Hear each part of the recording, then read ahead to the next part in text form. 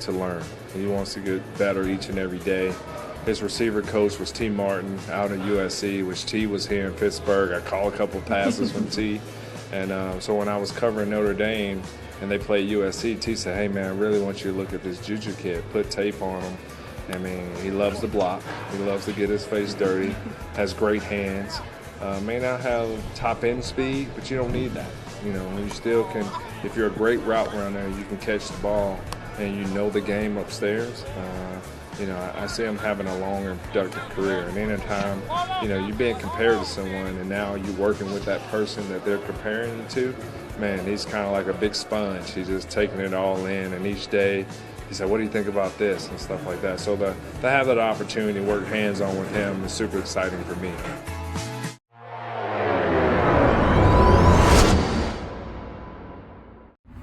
Yeah. Lil Brunson back at you with the back at you, and I am the best reporter on the Eagles. Look, man, I want to just bring something to you guys' attention real quick. So I got a new Instagram account. My Instagram account now is the same as my Twitter handle. So it's Lord_Brunson. You can find me on Twitter that way, and you can find me on Instagram.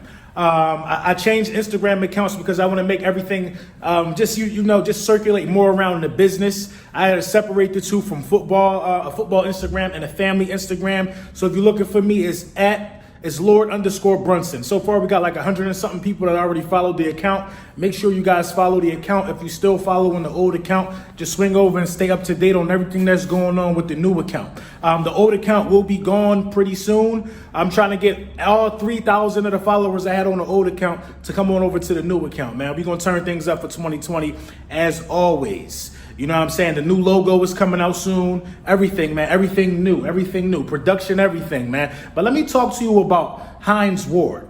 You know, per the Philadelphia Inquirer, you know, I didn't know Hines Ward was on the staff as an offensive assistant for the Jets, I believe, the New York Jets.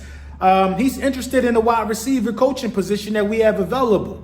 I like the idea of that. I like the idea of our young guys learning from a guy like Hines Ward, who's caught balls from Ben Roethlisberger's, who's caught balls from Cordell Stewart, who just been around and been in the mix. Hines Ward is not one of these cushy, soft wide receivers. Hines Ward was a real tough guy. Hines Ward was known for catching clutch passes and also delivering some bone-crushing hits on people who just not paying attention. I mean, probably not allowed as much as it was back then, but Hines Ward is definitely a guy that should be considered for the wide receiver coaching vacancy that we have available. Now, a guy like Hines Ward will benefit our guys in tremendous ways. I think we lacked, I can't really say we lacked technique or nothing like that because we already had seasoned vets in the beginning of the season. But for some of these young guys like Arcega-Whiteside, Greg Ward, it's still another layer that these guys can go to. Greg Ward is working off pure talent. Arcega-Whiteside has yet to be able to tap into his potential. You know what I'm saying? And you know, who knows who we might end up drafting. So I think that's a good move to look at Hines Ward, man. Now, what are the Philadelphia Eagles' top concerns? Now, I know I'm going to miss some concerns because some people would say we got a lot of concerns. We walking into this season with almost $50 million in cap space. What are the Philadelphia Eagles' top concerns? It's looking like Jim Schwartz will be back. I repeat, what are the Philadelphia Eagles' top concerns? Now, if you're going to come in here and bring Jim Schwartz back, I think one of the top concerns is trying to tweak his defensive scheme. I understand the defense is his baby. He's the defensive coordinator. But I think that Doug Peterson has to see a pattern. The GM has to see a pattern. The owners have to see a pattern that every year we are getting beat deep. It's beginning to be a pattern now. We cannot cover the deep ball. So something got to change with the scheme. It's the scheme all day. Now, a lot of people are hard on some of these wide receivers. Some of these cornerbacks who play in our system. I think that the cornerback coach took a bit of a hit because the scheme is so bad, but the cornerback coach also didn't do a good job of developing some of the young talent. Our young core has been put into a scheme that's just not fitting them too well. You know what I'm saying? You got to have so many attributes to play in this Jim Schwartz type of scheme. You got to be able to be fast. And you got to be able to play the ball while it's in the air. We got guys that can play the ball while it's in the air like Jalen Mills and Rasul Douglas, but they are not fast. And the fast guys we got cannot play the ball in the air like Ronald Darby. You know what I mean? You need to have cornerbacks that could do both if you're going to play this style of defense. Now, if Jalen Mills was able to go to another team, I think you'll see Jalen Mills flourish in a system that fits him. You know what I'm saying? I think you'll see him flourish. Jalen Mills is a zone cornerback. If Jalen Mills was to go to a team that played primarily zone, Jalen Mills would do good in a situation like that. You know what I mean? But I think you got to tweak I think you got to tweak the scheme. That's one of the biggest concerns for me, man. My second biggest concern going into this season is proper drafting. Now, sometimes you just got to bite the bullet and go with the grain. The Philadelphia Eagles are notorious for going against the grain in the draft, it seems like. Sometimes you got to bite the bullet and go with the grain. Sometimes you got to take the guy that got the hype. You got to take the best available player of need. You know what I'm saying?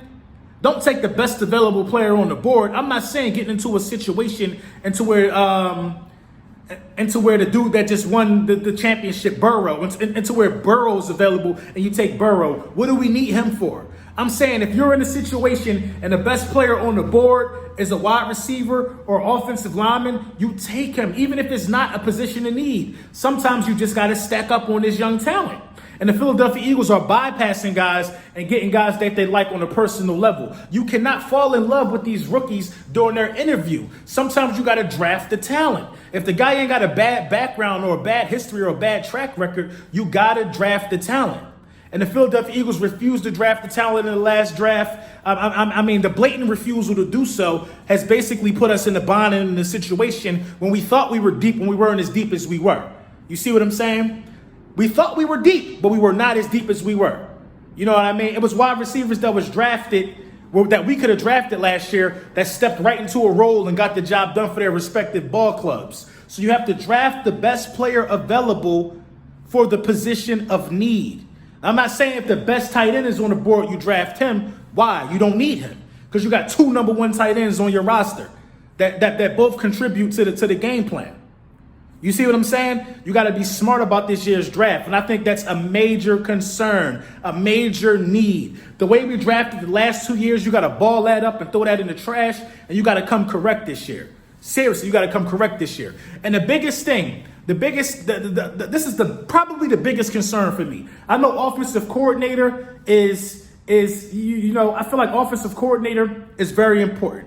The guy that we pick for this offensive coordinator job has to be a guy that's going to be willing to be responsible for taking Carson Wentz's offensive strengths to the next level by calling plays that fit the team. You see what I'm saying? We don't need a guy to come in when Deshaun Jackson is healthy to not send Deshaun Jackson on fly routes.